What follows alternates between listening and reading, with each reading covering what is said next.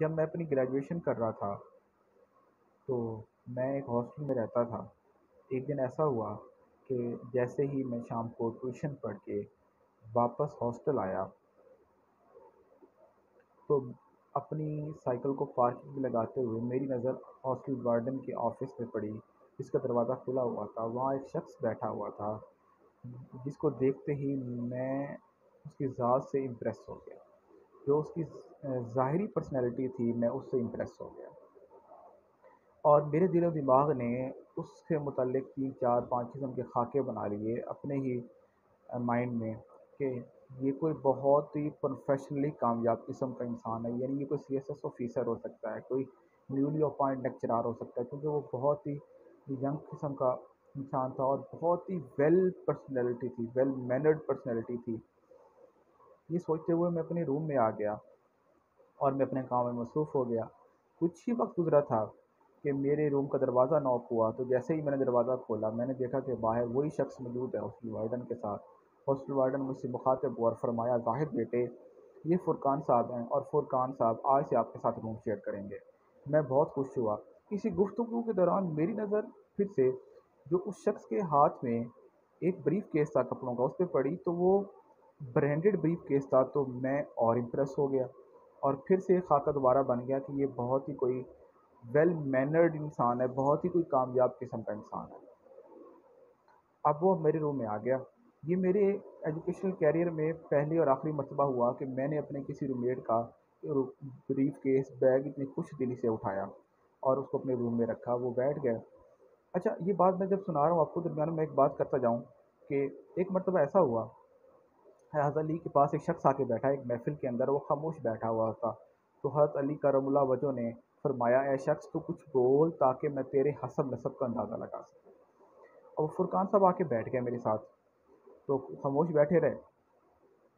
اور انہوں نے اپنی جیب سے موبائل نکالا اور اس کو استعمال کرنے لگ گئے۔ اچھا، میں نے سوال پوچھا پہلا،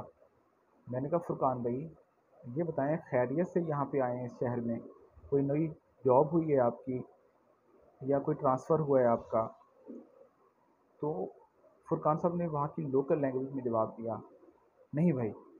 تو یہ نہیں بھائی ابھی تک مجھے ہضم نہیں ہوا، تو میں نے میرے مائنڈ میں کیونکہ کیوریوسٹی تھی، جو اس شخص کا فرسٹ امپریشن تھا، اس کی ظاہری پرسنالٹی تھی، اس سے میں مرغوب ہوا بیٹھا تھا، تو میں نے پھر سے ایک سوال پوچھا، تو فرقان بھائی خیریت سے آئے ہیں یہاں اسٹوڈنٹ ہاسٹل، حالانکہ وہ ایک اچھا ہاسٹل تھا لیکن پھر بھی سوال بنتا تھا کہ ایک پروفیشنل بندہ اس ہاسٹل میں کیا کرنے کے لیے آیا ہے؟ تو میں نے جب دوبارہ سوال پوچھا تو انہوں نے پھر ایک لوکل لینگویج میں کہا، نہیں یار،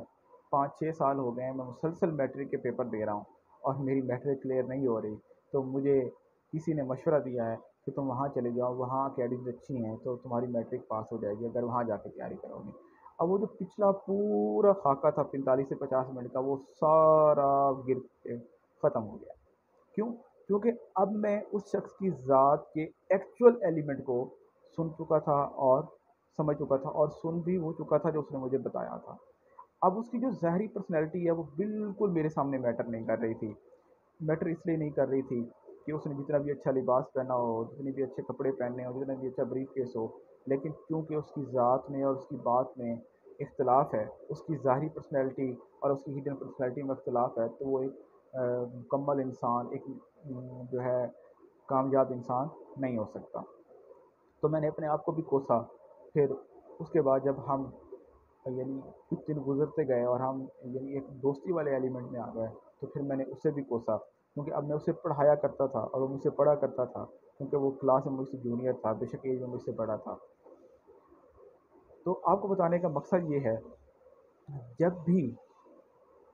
کوئی بھی فرد کسی انسان کی ظاہری پرسنالٹی سے امپریس ہو جاتا ہے، وہ تب تک امپریس رہتا ہے جب تک وہ اس کی ذات کے ایکچول ایلیمنٹس کو نہیں دیکھ لیتا۔ جب وہ ایکچول ایلیمنٹس کو دیکھ لیتا ہے اور وہ اس کو اختلاف نظر آتا ہے اس کی بات میں اور اس کی ذات میں، تو وہ کبھی بھی اس انسان کو فالو نہیں کرتا، اس انسان کو اپنا رول ماڈل نہیں بناتا۔